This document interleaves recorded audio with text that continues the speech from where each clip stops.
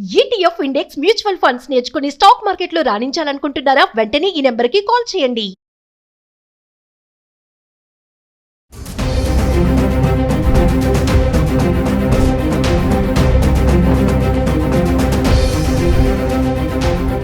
నమస్తే, welcome back to Suman TV. Present మనతో పాటు ఉన్నారు ఎనలిస్ట్ మందర కృష్ణారెడ్డి గారు. నమస్తే సార్. నమస్తే మేడం. సార్, బంగారం ధరలు చూసుకుంటే మరి 1,10,000 అయితే దాటేసింది. దివాళీ సీజన్ వస్తుంది. మనం ఒక వీడియోలో మాట్లాడుకున్నాం ఏమైనా తగ్గుతుందా పండగ సీజన్లో అని చెప్పేసి. మరి కారణాలు ఏముంటాయి? ఇంతే ఉంటుందంటారా? తగ్గే ఛాన్స్ ఏమైనా ఉన్నాయా అంటే? ఇప్పట్లో అంతగా తగ్గే సూచనలు పెద్దగా కనబడటలేదు. పెరుగుదల మాత్రమే ఉండేటట్టు కనబడుతుంది. కొద్ది గొప్ప తగ్గినా మళ్ళీ కొంచెం పెరిగేటట్టు కనబడుతుంది. అయితే మరీ గొప్పగా పెరిగిపోయి ఎక్కడికో అందనంత లోకాలకు వెళ్ళిపోతుందని చెప్పడానికి కష్టం. కానీ ఈ సీజన్ కొంచెం అట్లా కనబడుతుంది. ఈ టైం లోపల ఇంకా మనకు ట్రేడ్కు సంబంధించినటువంటి స్టాక్స్ ఏవైతే ఉన్నాయో అది ఒక ఖచ్చితంగా క్రమ పద్ధతులు జరగడం లేదు. హెచ్చు తగ్గులు విపరీతంగా దాంట్లో ఉంటున్నాయి. అందువల్ల స్టాక్స్ లో పెట్టుబడి పెట్టాలని అనుకున్న వాళ్ళు చాలా మంది పెట్టడానికి కొద్దిగా భయపడుతున్నారు. పోనీ ఇక ఇది కాకుండా రియల్ ఎస్టేట్ లో పెడదామంటే రియల్ ఎస్టేట్ ఒక రకంగా భారతదేశంలో కొంత నిస్తేజ పరిస్థితి ఏర్పడింది, కొంత స్తబ్దతకు చేరుకుంది. ముఖ్యంగా ఐటీ పరిశ్రమలోంచి బయటకు వచ్చిన వాళ్ళు చాలా మంది కొత్త ఉద్యోగం దొరికేదాకా తమ దగ్గర ఉన్న డబ్బుని దేంట్లో నిల్వ చేయాలి అనుకునే దాని మీద బంగారం అయితే కొంచెం స్థిరంగా ఉంటుంది, తొందరగా డిస్పోజ్ చేసుకోవచ్చు. రియల్ ఎస్టేట్లో పెడితే అంత తొందరగా రాదు, దాన్ని అమ్మడానికి కొంత టైం పడుతుంది. అది ఈ లోపల తమకు ఏదైనా మంచి భవిష్యత్తు దొరికితే ఏదైనా ఒక ఇండస్ట్రీ స్టార్ట్ చేద్దామన్నా ఇంకోటి స్టార్ట్ చేద్దామన్నా వెంటనే డబ్బు కావాలంటే బంగారం అయితేనే మనకు అది సాధ్యం అవుతుంది అన్న ఉద్దేశంతో చాలామంది ఐటీ పరిశ్రమలోంచి బయటకు వచ్చిన వాళ్ళు, అమెరికాకు వెళ్లకుండా ఇక్కడ ఉండిపోయిన వాళ్ళు, అమెరికా నుంచి తిరిగి వెనక్కి వస్తున్నటువంటి వాళ్ళు, ఇలాంటి వాళ్ళంతా కూడా ఎక్కువ భాగం బంగారం లోపల పెట్టుబడి పెడితే బాగుంటుందనే ఉద్దేశంతో ఎక్కువగా పెడుతున్నట్టుగా మనకు తెలుస్తోంది. తర్వాత ప్రపంచ పరిస్థితులు కూడా దానికి అనుగుణంగానే బంగారం పెరగడానికి అనుగుణంగా ఉండటం వల్ల కూడా కొంతవరకు బంగారం మీద ప్రభావం చూపిస్తోంది. ఈ పరిస్థితులు ఇంత తొందరగా మారేటట్టుగా కనబడటం లేదు. ఈ మార్పుకు కొంచెం టైం పడుతుంది. కాబట్టి ప్రస్తుత పరిస్థితుల్లో మరికొంతకాలం కొంచెం పెరుగుదలకే అవకాశం కనపడుతుంది, కానీ తగ్గుదలకు చాలా తక్కువ అవకాశాలు ఉన్నాయి. కొద్ది కొద్దిగా ఇలాగే 1000-2000 పెరగడం, అక్కడక్కడే మళ్ళీ కొంచెం తగ్గడం, అక్కడక్కడే పెరగడం తప్ప డ్రాస్టిక్ గా కిందికి రావడం మాత్రం సాధ్యం కాకపోవచ్చు. రెండోది పండుగలు కూడా ఉన్నాయి కాబట్టి కొనుక్కునేటువంటి వాళ్ళు ఎవరన్నా ఉంటే భారీ మొత్తాల్లో మాత్రం ఇప్పుడు బంగారం కొనడానికి అనువైన సమయం కాదు. ఎందుకంటే పరిస్థితులు ఎలా వస్తాయో తెలియదు మనకు. మొత్తం పూర్తిగా వెనక్కి వెళ్తాం, ముందుకు వెళ్తాయని చెప్పేటట్టుగా లేదు, పూర్తిగా వెనక్కి వెళ్ళడానికి ఆస్కారం లేదు. ఇక్కడ కొంతవరకు వెనక్కి వెళ్ళినా ఆశ్చర్యపడాల్సి, కొద్ది టైం తీసుకున్నాక వెనక్కి వెళ్ళినా ఆశ్చర్యపడాల్సిన అవసరం లేదు.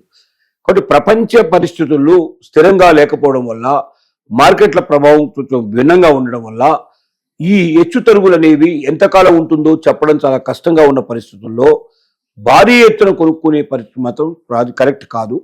కొంతమేరకు మాత్రం పండుగల కోసం, పబ్బాల కోసం, లేదా ఏదైనా ఫంక్షన్స్, లేకపోతే పెళ్లిళ్ళు, పేరెంటాలు ఇలాంటి వాటి కోసం కొంచెం మొత్తంలో అవసరమైనంత వరకు మాత్రం కొనుక్కోవడంలో ఇబ్బంది ఏం లేదు.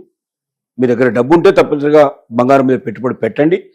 అది ఎప్పటికీ వృధా కాదు. మీకు ఎప్పుడంటే అప్పుడు డిస్పోజ్ చేసుకునే పాసిబిలిటీస్ ఉంటాయి.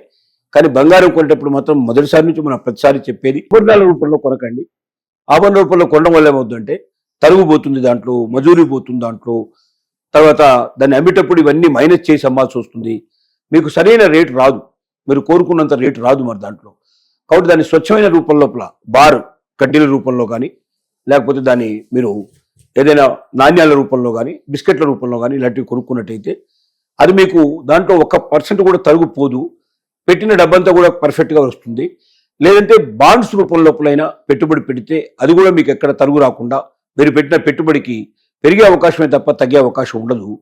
కాబట్టి బంగారం గురించి ఎవరన్నా పెట్టుబడి పెట్టదలుచుకుంటే ఇలాంటి వాటిలో పెట్టండి తప్ప ఎక్కువ దాంట్లో ఆరాల లోపల ఉండేటువంటివి, లేకపోతే డైమండ్స్ లాంటివి దాంట్లో చేరేటట్టు కానీ, పూసలు మిగతా అన్ని కూడా యాడ్ చేసేటట్లు కానీ, దాంట్లో ఎక్కువగా బంగారంతో పాటుగా మరి మిగతా వాటిని కూడా కరిగించి దాంట్లో కలిపేటువంటి వాటిలో అట్లాంటి వాటికి వెళ్ళి మీరు ప్రయత్నం చేయకండి. 24 క్యారెట్స్ బంగారంగానే దొరికితే మనకు చాలా బాగుంటుంది. క్యారెట్స్ తగ్గుతున్నా కొద్దీ మనకు దానికి రేటు తగ్గిపోతుంది. మన గవర్నమెంట్ 9 క్యారెట్స్ బంగారాన్ని కూడా ప్రోత్సహించే పరిస్థితి కలుగుతోంది. కాబట్టి దాన్ని కూడా మనకు హాల్ మార్క్ వేసే ప్రయత్నంలో ఉన్నారు. కాబట్టి అంటే బంగారం రేటు పెరుగుతున్న టైంలో దాన్ని ఎక్కువగా వాడుకున్నట్టయితే దానివల్ల తక్కువ డబ్బుతోటి మనం ఎక్కువ నగలు చేయించుకునేందుకు పాసిబిలిటీస్ ఏర్పడతాయి. ఎక్కడైనా దొంగతనం జరిగినా మనం ఎక్కువ నష్టపోకుండా మనం ఉండే అవకాశాలు ఉంటాయని అనేక రకాల విషయాలను దృష్టిలో పెట్టుకొని ప్రభుత్వం దాన్ని ప్రోత్సహిస్తుంది. కాబట్టి ఎక్కువగా ఇప్పుడు పెట్టుబడి భారీగా మాత్రం బంగారం మీద పెట్టడం కరెక్ట్ కాదు. కొంత మేరకు మాత్రం పెట్టుకోవడంలో తప్పు లేదు అని మనం చెప్పగలుగుతాం. సార్ ఒక చిన్న సందేహం సార్, ఇప్పుడు ఈ టైంలో 1,10,000 దాటింది కదా, మన దగ్గర ఏదైనా పాత బంగారం ఉందనుకోండి, అంటే అది వాడనిది ఇరిగిపోయినట్టు ఉందనుకోండి, దాన్ని కనుక మనం అమ్మితే గ్రామ్కి 10,000 అనేవి వచ్చే ఛాన్సెస్ ఉన్నాయా సార్? అమ్మితే పాత బంగారాన్ని అమ్మితే ఖచ్చితంగా మనకు మంచి రేట్ వస్తుంది. మనకు ఎందుకు వస్తుందంటే పాత బంగారం చాలా స్వచ్ఛంగా ఉంటుంది. అది 24 క్యారెట్స్కి ఎక్కువగా ఉండే అవకాశాలు ఉంటాయి. కాబట్టి దానికి పూర్తిగా 100% డబ్బు వచ్చేందుకే ఎక్కువ అవకాశాలు ఉంటాయి. పూర్తిగా ఇవాళ ఉన్న రేటు ప్రకారం వచ్చే అవకాశం ఉంటుంది. తరుగుదల చాలా తక్కువ పోతుంది. అంటే మరి ఆభరణాల రూపంలో కాకుండా స్వచ్ఛంగా ఉన్నట్టయితే, ఆభరణ రూపంలో అయితే డెఫినెట్గా అది తరుగు ఇట్లా తీసిస్తారు. ఏదేమైనప్పటికీ కొత్త బంగారం కన్నా పాత బంగారంకు వాల్యూ ఎక్కువ ఉంటుంది. పాత బంగారాన్ని అమ్మడం కూడా చాలా తేలిక, దాని వారి నగల రూపంలో చేయించుకోవడానికి కూడా చాలా బాగా పనిచేస్తుంది. కాబట్టి పాత నగలు ఎవరి దగ్గర ఉన్నట్టయితే, పాత బంగారం ఎవరి దగ్గర ఉన్నట్టయితే ఈ సమయంలో బాగా రేటు పెరిగి ఉంది కాబట్టి ఈ సమయంలో దాన్ని విక్రయించడానికి కానీ, దాన్ని మార్చేసుకొని వేరే ఆభరణాల రూపంలో తయారు చేసుకోవడానికి కానీ, ఎప్పటికైనా భవిష్యత్తు రూపంలో పనికొచ్చేట్టుగా చేసుకోవడానికి కానీ ఇది ఒక మంచి తరుణంగా మనం చెప్పుకోవడానికి అవకాశం ఉంది. Thank you sir.